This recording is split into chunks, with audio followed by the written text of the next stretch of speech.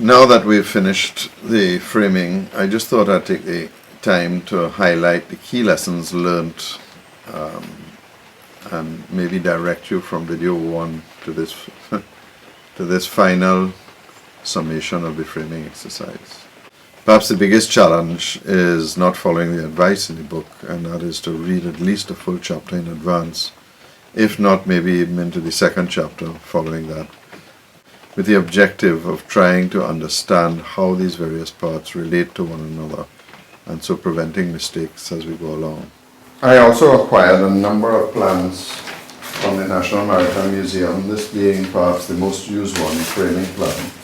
And in fact, it's the only plan that related to the Thorn. And I did not spend enough time really studying this plan. I also have lots of other plans that I've acquired, also from the National Maritime Museum.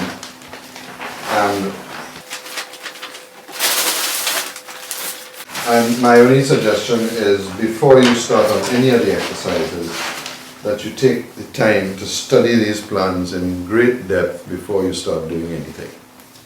As a result of all this reading, you're now probably totally confused, either because there's some conflict between the plans from the National Maritime Museum and what is described in the book. Maybe it's the way the authors describe the building the particular part that you don't understand, or a nautical term used that you can't find an explanation for.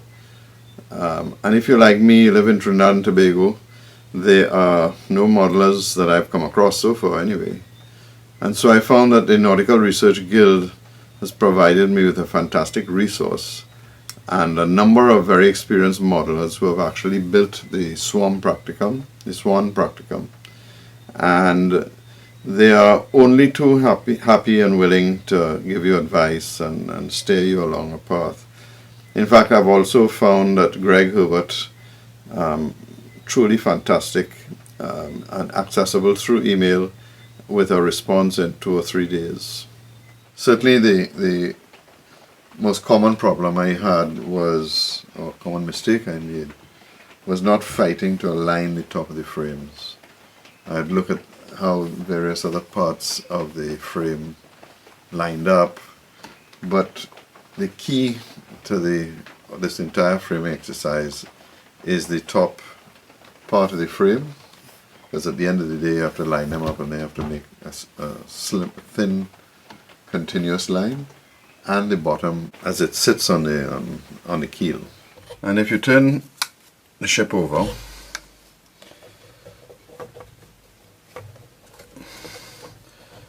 there are quite a few low spots. There's one here, there's one here, there's one here.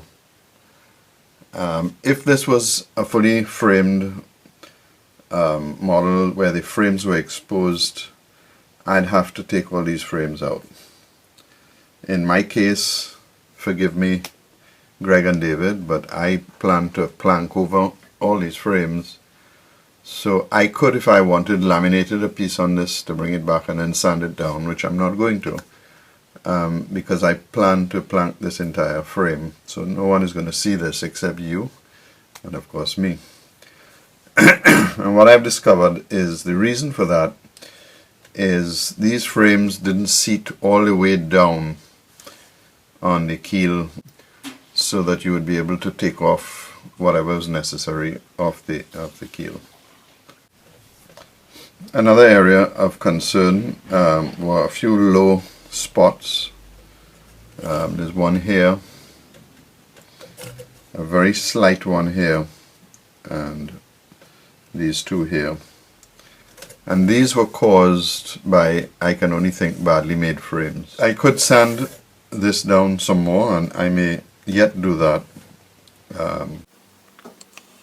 But again, using the same excuse that I'm going to plank over once I actually have a perfect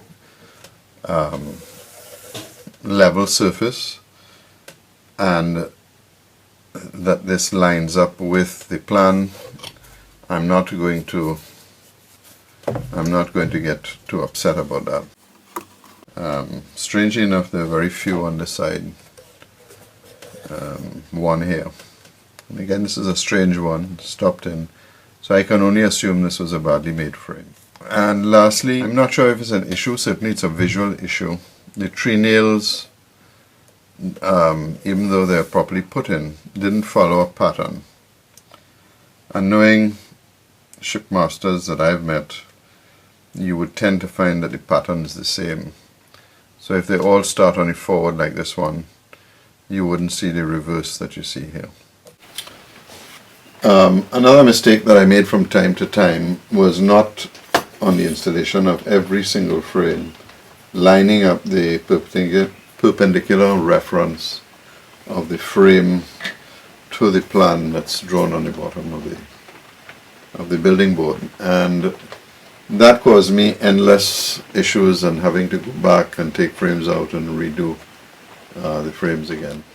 Each time we would complete a section, we should go back and pin all, perhaps but the last two frames.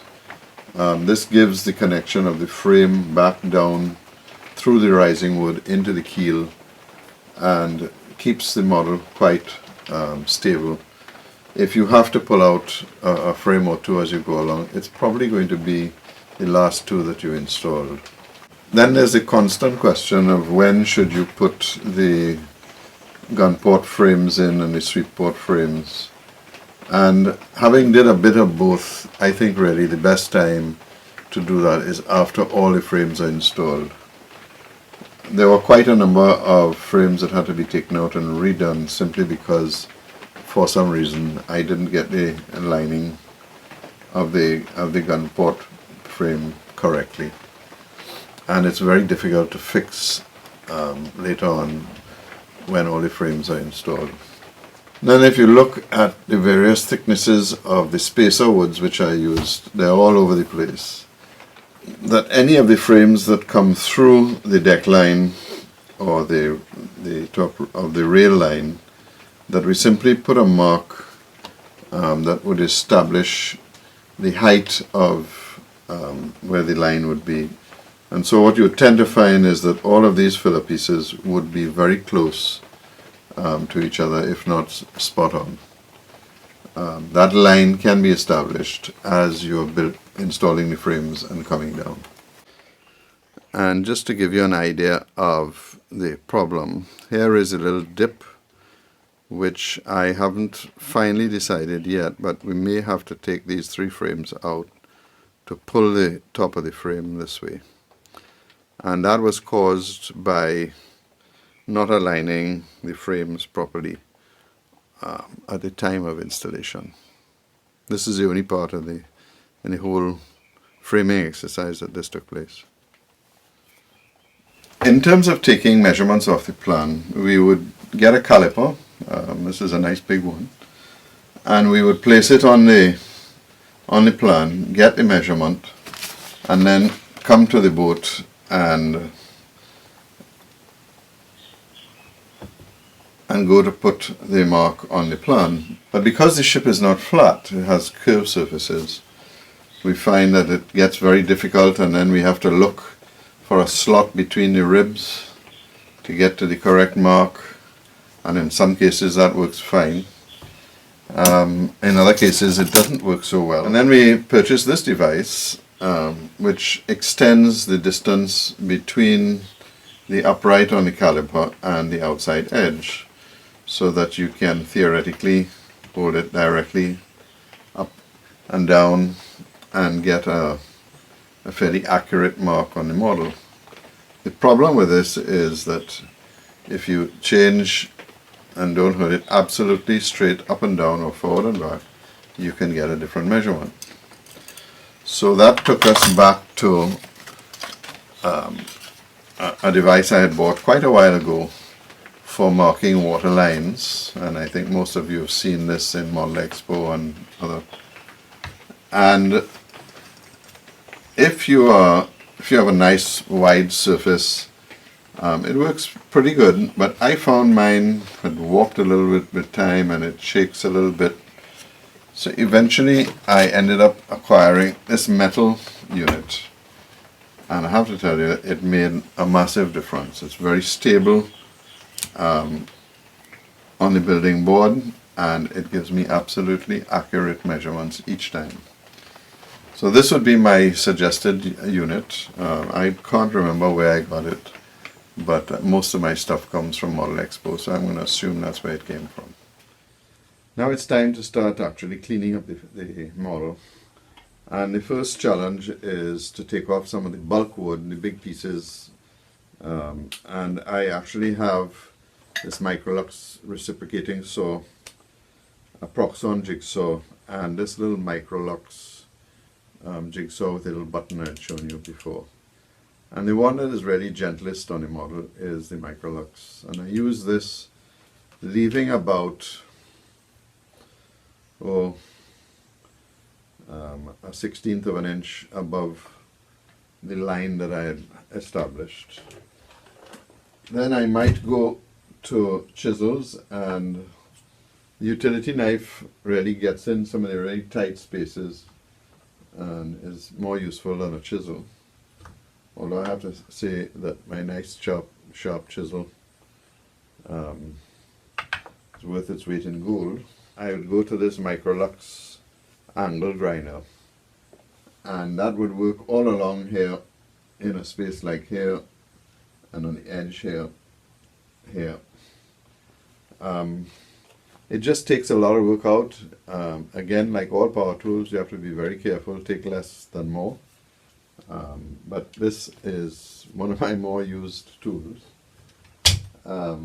After that would normally be followed by the Proxon sander. This is called the Micromot OZ1. Of course, I should never forget my most used Proxon tool, the pen sander. Different tips, it gets in the tiniest spaces, and it really is the most versatile tool that I have in the arsenal. Then we would go to the large sanding boards, which start to level the model on both sides. Again, being the most important thing is to make sure that the top of the frame is level to both sides. If you're just doing one side, you might sand it too low on one side or too high on the other. So following Greg's advice, I think is very important. And then you're going to make up a series of small sanding boards, because they can't all fit in the spaces between the various timber heads. So I had about 3 or 4 different sanding boards. So let's take a look at the process. It starts, as I said before, with the jigsaw. Lovely tool. Really, again, I can't stress how gentle it is on a model. Followed by the disc sander.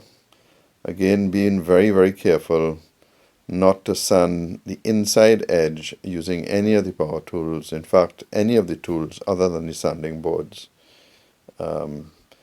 Because if you want to make a mistake, the mistake can be made on the outside edge. If you make a mistake on the inside edge, then you fatally damage the model. We use the support sticks all along, a very essential part of the sanding process, and that normally costs you half an hour to an hour while you wait on them to dry. And that really about sums up the process, I think. I still have some cleaning up to do. There are a few spacers that either fell out or somehow I missed them. There's one of the gun port windows in the front that I had put in. And I also have a decision to make of whether I should leave the timber heads or take them off and then add them afterwards. I'll have this discussion with Greg and make a decision later. But basically the framing exercise is complete, and I will start planning the planking of the model and really just see where I go from there. So for all of you who have watched this series of videos on the building and installing of the frames, thank you for your patience. I hope you find the videos useful, I will most probably continue this series as I go along. So all the best from the HMS Thorn from Trinidad and Tobago. And of course, my name is Kevin Kenny, and all I can do is encourage more of you, if you're thinking about taking the next step to build a fully framed boat, to follow this fantastic practicum.